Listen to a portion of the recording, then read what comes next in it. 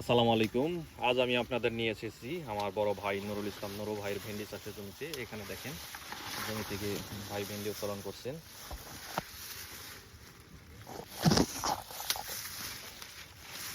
হাতে পলিথিন দিয়ে নিচ্ছে যাতে না চুলকায়, তাই না ভাই? আর ভেন্ডি গাছে তো এই যে পাতার এই পাশটাতে চুলকায় প্রচুর, যে কাটা কাটা থাকে।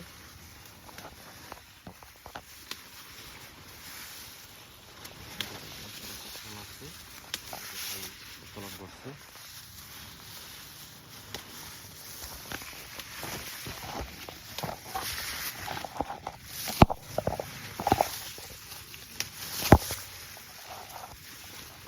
আমি আপনাদের সরাসরি জমি থেকে কিভাবে চাষিরা তার ফসল সংগ্রহ করে থাকে আমি দেখানোর চেষ্টা করলাম।